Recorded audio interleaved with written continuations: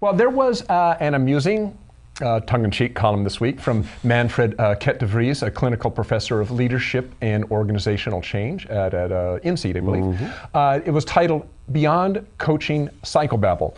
And de Vries kind of, tongue-in-cheek, admits to being a bit dismayed, intimidated even, when confronted by the claims of many in the executive coaching profession, his profession, who claim to be able to unlock clients' dormant potential and provide them with a sense of self-fulfillment. Imagine that. Imagine that. With their amazing skills, writes de Vries, they say they can deepen their clients' learning, improve their performance, and enhance their quality of life, both personally and professionally. Where do I sign up? Well, I know, exactly. It sounds awesome, doesn't it? So he's kind of saying, how do I compete with that? I mean, I'm not sure I can improve, do all this stuff the way they're describing, and that's my job. Gosh, where do I stand with all this? How can I compete with a coach who allows your soul to emerge and be seen? Mm-hmm. Well, de Vries isn't too worried about his job. He knows marketing when he sees it, and so should we. Whenever I hear someone say that they can help my soul to emerge and be seen, I immediately put my hand over my wallet in other places. You're a wise man, Dirk. It's like, yeah, sorry, no, stay away. The voice of experience. Yeah, of course. All these coaches, that's an inside joke. Yeah. Of course, all these coaches have their own sophisticated frameworks to help them fight the good fight, all with catchy acronyms, of course, like FUEL, GROW, SMART, PURE, CLEAR, all in capital letters. Better living through chemistry. There you go.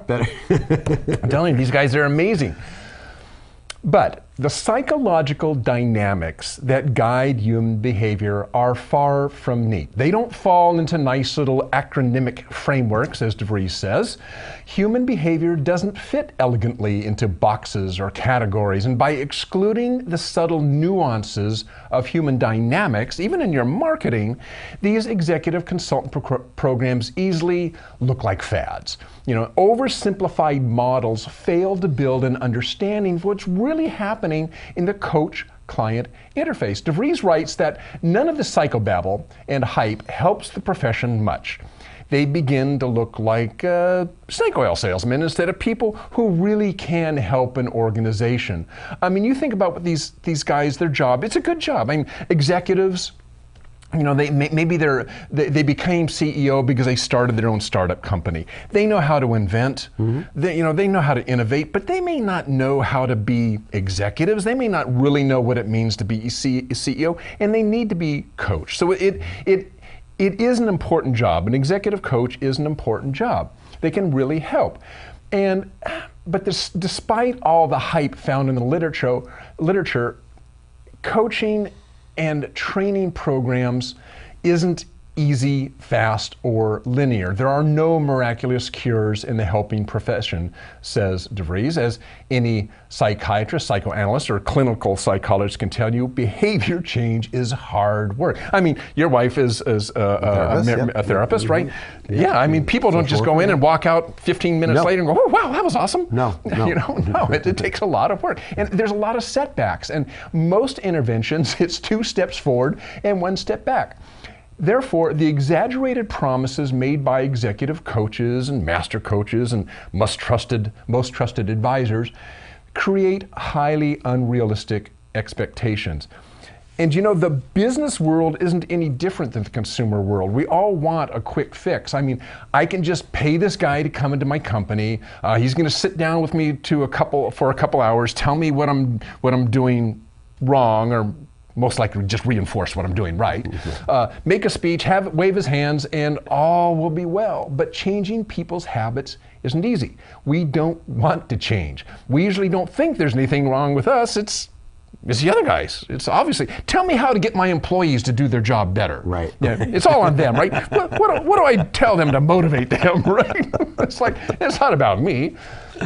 When it comes to consulting of any kind, if it sounds too good to be true, it probably isn't true. And we're talking about executive coaches here, and this is what de Vries is talking about. But I mean, we've seen the same kind of hype with ISO 9001 consultants and Six Sigma, any kind of business consultant.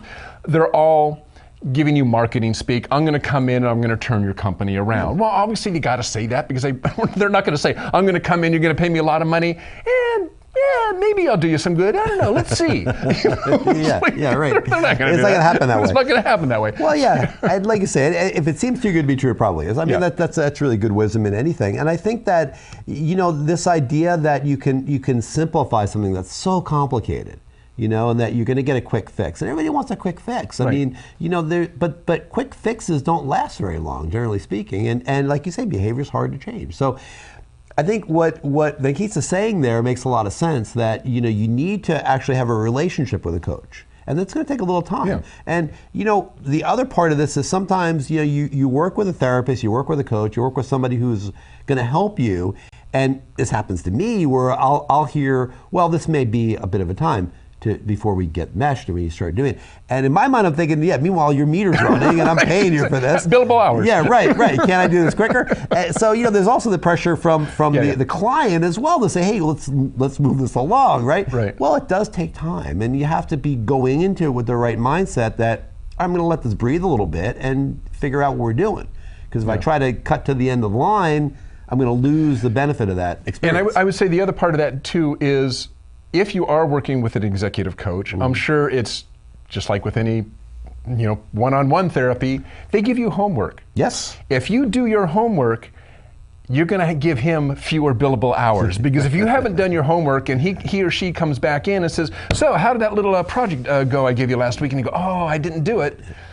He's just going, cha-ching, cha-ching, cha-ching, cha-ching. Awesome. Do it next time. Do it next time, yeah. Did you do it? No. And I'll be back, and that'll be $135. Thank you. Exactly. Yeah. Do your homework. You're going to help yourself. You're going to help yourself out. All right. Thanks, Dirk. Good story. All right. Well, we have a little time because we wanted to keep time on this one because I have an off script for you, Dirk, that is a bit involved. So let me unspool this for you a little bit. Time to drink my coffee then. Okay. Drink your coffee, Dirk. Relax. Spread out. I have fun. 2 pages here, Dirk. Oh, jeez. All right. So we talked earlier in the show about the gig economy. Mm-hmm. I talked about Keith Bevan's article with regard to metrology, the need for workforce and metrology. We're going to be on a future show coming up talking about internal auditing and the need for training internal auditors and the like. And all these things, gigs, mentorships, apprenticeships, STEM education, personnel certifications. I mean, ASQ has it as well. Sure, yep. We've seen that. Certified quality engineer, Master Six Sigma Black Belt. These people earn a lot more money, so these things are really valuable. So the question really is, kind of, are we in a moment here? I mean, because there's a lot of other strands outside of the industry that are feeding into this idea of the rising minimum wage, the universal basic income, the future of work, automation. I mean, there's a lot of strands that are combining here right now in this moment, I think, that are putting pressure on one very irreducible element, which is that people need money.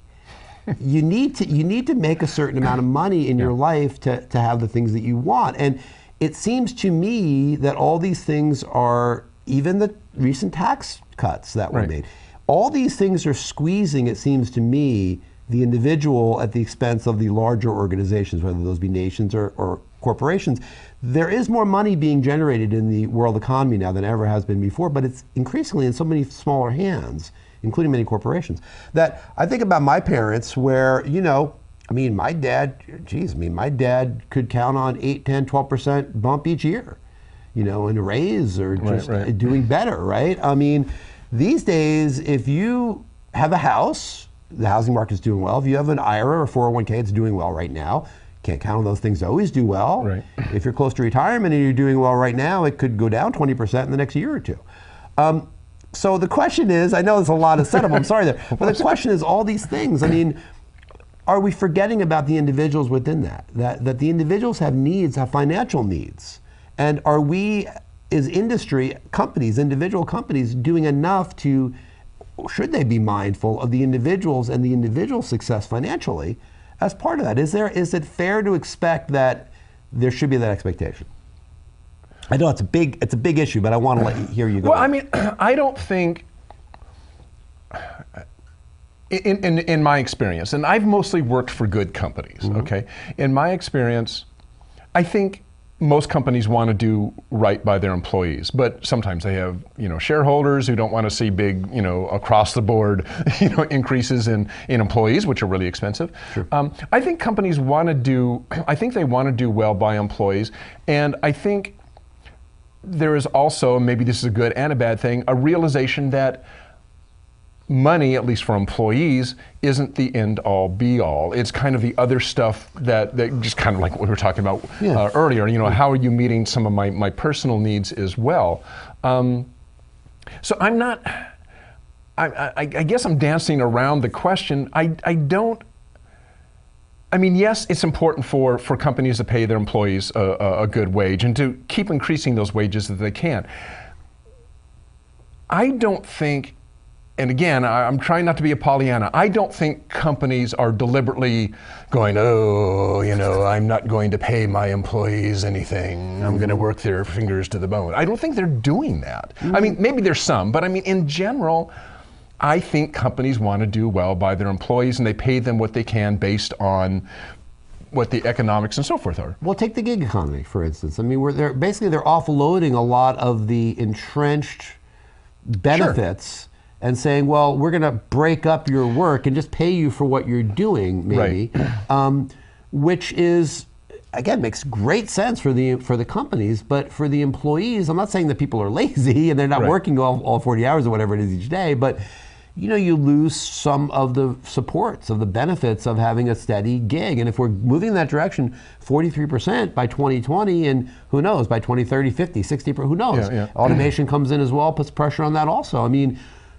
UBI, I think, is a big part of this. I think UBI needs to be universal basic income. I think or maybe universal supplemental income. There's going to need to be a tax, I think, at some point levied on these mega companies that very quickly are going to be trillion-dollar companies. Some of them, Apple and some of these companies, are going to be worth so much money that if we don't force them to pay their employees better, or force them to lower the price of the goods they're selling to us, in some way, the consumers have to get more benefit, I think. And I could be a Pollyanna from the other side too much as well.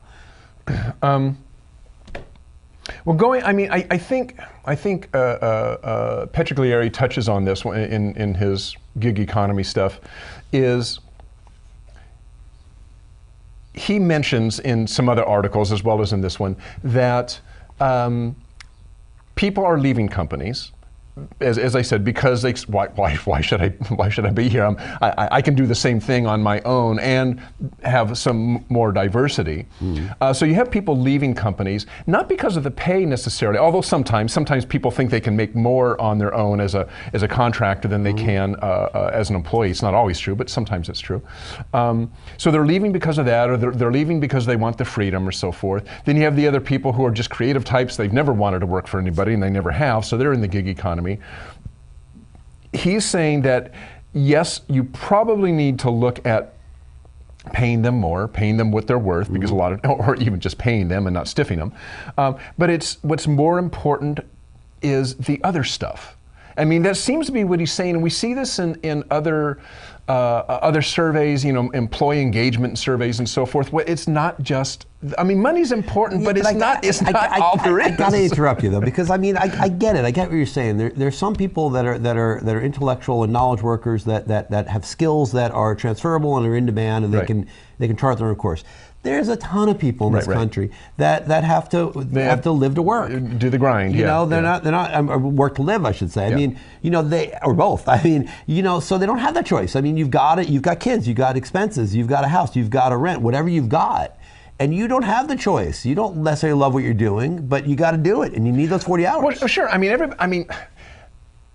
this is something I just don't know about, but I'd be interested in knowing whether the wage increases, the average wage increase for the average hourly employee, salaried employee over time, whether that has kept pace with corporate profits. Because if corporate profits have been going like this, then it would and wages are going like that, then you would say, well, they're tracking. But if corporate profits have been going like this and wages have been going like this, then we've got a problem. My sense of it is as close to that. I have to do the research and look at that more closely, and we're kind of running out of time here. But this to me is a really important issue. I think so your question, your point is that are we doing enough for the working stiff? Yeah. Okay, and that's always been the question. Well, sure. I mean, it's been the question for but I mean, within all these, but now we have all these different pieces of this that are emerging just recently, and I think that. Again, to me, too much of this is focused on putting money in the pockets of these, and I don't want to get up on soapbox, socialists, damn corporations. But I mean, money grubbers. There really are. My sense of it is that there's been a lot of benefit accrued to wealthy individuals and large corporations. It hasn't been passed along. It hasn't been passed along. I mean, the idea of the